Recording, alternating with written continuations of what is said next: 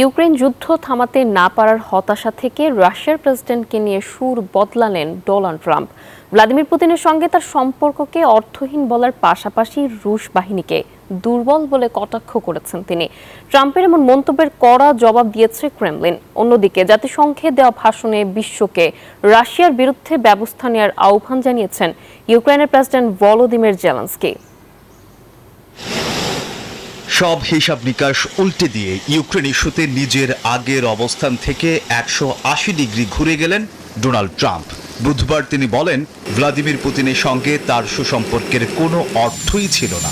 একই সাথে রুশ বাহিনীকে কাগজে বাঘ আখ্যা দিয়ে ট্রাম্প বলেন, ইউরোপীয় ইউনিয়নের সহায়তায় ইউক্রেন এ যুদ্ধে জিততে এবং তার হারানো সব অঞ্চল ফিরে পেতে পারে। বান্ডেল থাকলে প্রতি সেনমানিতে টাকা বাঁচবে। বিকাশ সেনমানি বান্ডেল কিনে জিতুন প্রতি লেনদেনে।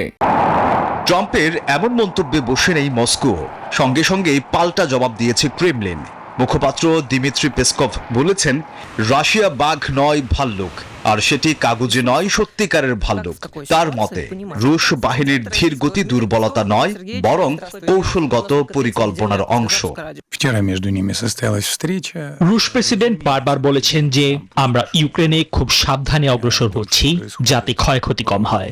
এগুলো খুবই বিচক্ষণ পদক্ষেপ। তাড়াহুড়ো করে কোনো বিজয়কে নির্দিষ্ট ঘটনার সাথে মেলানোর চেষ্টার চেয়ে সেই সাথে প্রাণহানি বাড়ানোর চেয়ে বেশি সময় নেওয়া ভালো। এর মধ্যেই বুধবার জাতিসংঘ সাধারণ অধিবেশনের সাইডলাইনে রুদ্ধদ্বার বৈঠকে বসেছেন মার্কিন পররাষ্ট্রমন্ত্রী মার্কো রুবিও এবং রুশ পররাষ্ট্রমন্ত্রী সের্গেই ল্যাভরভ। এদিকে বুধবার জাতিসংঘে দেয়া ভাষণে ইউক্রেনের প্রেসিডেন্ট ভলোদিমির জেলেনস্কি বিশ্বকে এক নতুন ও ধ্বংসাত্মক অস্ত্র প্রতিযোগিতার বিষয়ে সতর্ক করেছেন। তিনি বলেন, রাশিয়াকে এখনই না থামালে পরিস্থিতি আরও ভয়াবহ হবে। একই সঙ্গে মিত্রদের কাছে নিজেদের যুদ্ধ পরীক্ষিত অস্ত্র রপ্তানি শুরুর ঘোষণাও দেন জেলেনস্কি। Desk report, news 24।